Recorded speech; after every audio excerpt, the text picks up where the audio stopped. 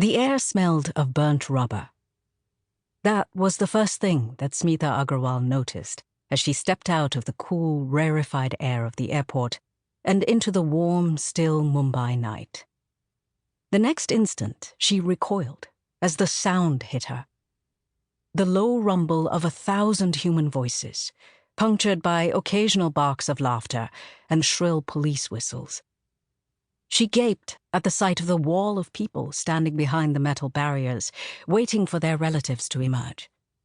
She wondered if the old Indian custom of entire families converging to drop off travelers still prevailed in 2018.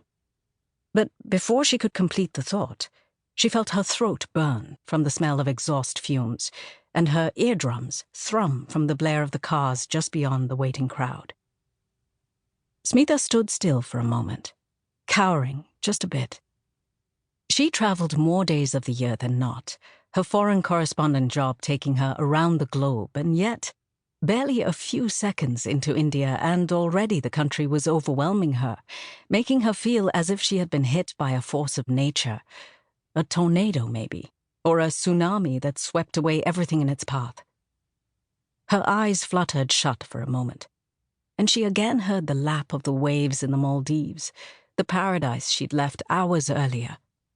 In that moment, she hated all the weird confluence of events that had brought her to the one place she had spent her entire adult life avoiding.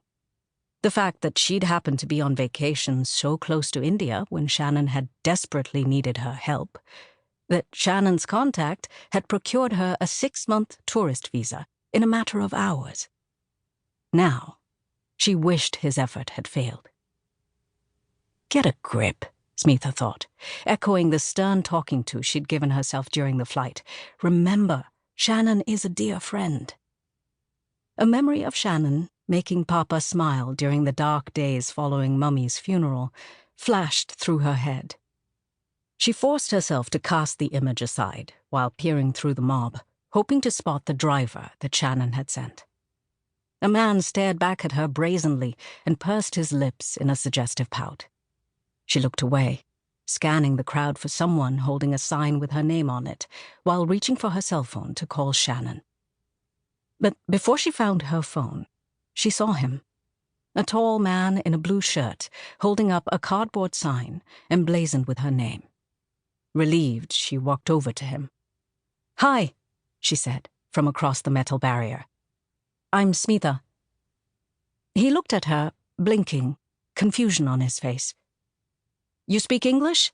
she said sharply, realizing that she had asked him the question in that language, but her Hindi was rusty, and she felt self-conscious using it. The man spoke at last, in perfect English. "You're Smita Agarwal?" he said, glancing at his sign. "But you were not supposed to get here until... the plane was early?" "What?" "Yeah, I guess so, a little bit."